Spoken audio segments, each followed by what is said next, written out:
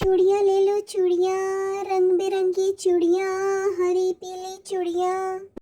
जंगल में रानू चिड़िया और गौरी कवि चूड़ियाँ बेचने का काम किया करते थे, लेकिन गौरी बहुत लालची थी।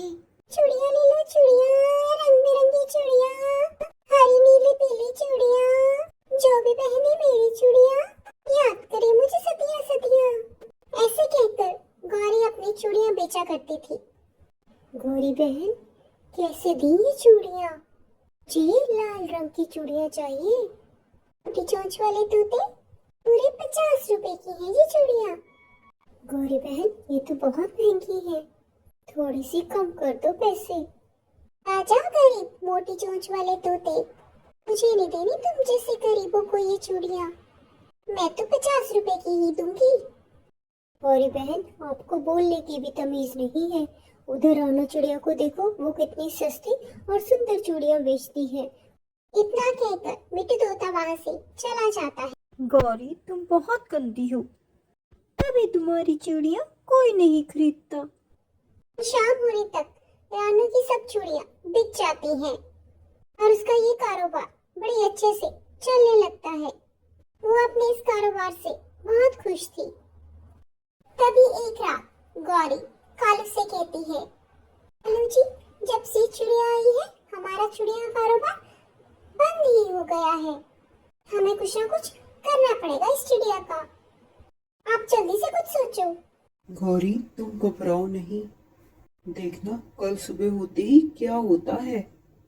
रात होते ही कालू रानू की चूड़ियाँ चुरा लाता है और सुबह गौरी के साथ उनको बेचने लग जाता है। लेकिन कालू और गौरी इस बात से थे अनजान कि वो जादुई चूड़ियाँ हैं। इस बात से बेखबर जब वो शाम को घर लौटते हैं तो उनका घर जल चुका होता है। गौरी, ये क्या हो गया? हम तो लुट गए। हमने रानू के साथ गलत किया तो हमारे साथ भी गलत हुआ। रानू बहन, हमें माफ कर दो। हमने तुम्हारी चूड़ियों की चोरी की और भगवान ने हमें सजा दी। आज हमें पता लग गया, जो जैसा करता है वैसा ही भरता है। कालू भैया, आपने सच कहा।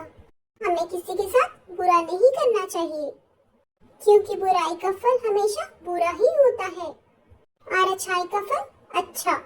लेकिन आप घबराइए नहीं, मेरे घर चलें। इतना कहकर रानू चिड़िया कालू और गौरी को अपने साथ घर ले आती है और वो खुशी खुशी रहने लगते हैं।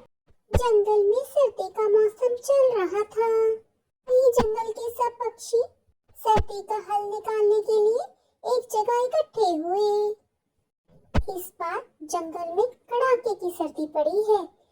दिन में तो धूप आ जाती है, पर रात को ज्यादा कोहरा होने के कारण बच्चे बीमार पड़ रहे हैं। आप सही कह रही हो रानू बहन, अब आप ही इसका कोई हल निकालिए। मैं सोच रही थी क्यों ना हम जमीन के नीचे गड्ढा खोद लें और रात को हम उस गड्ढे के घर में रहें। रानू, तुम्हें क्या लगता है गड्ढे में घर बनाना इतना आसान है? हम तो नहीं करेंगे इतनी मेहनत।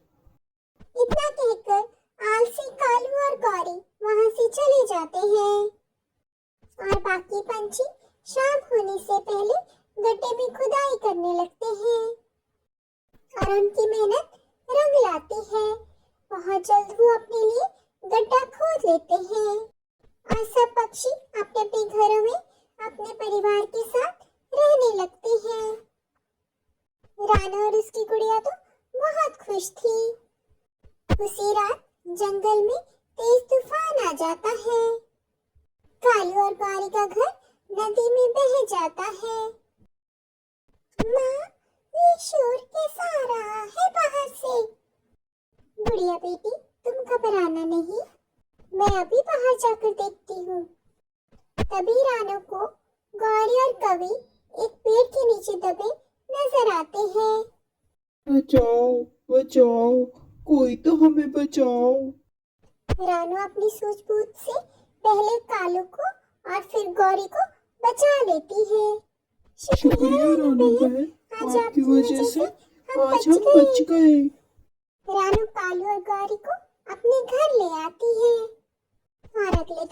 कालू और गौरी भी अपने लिए गड्ढा खोदकर उसमें रहने लगते हैं।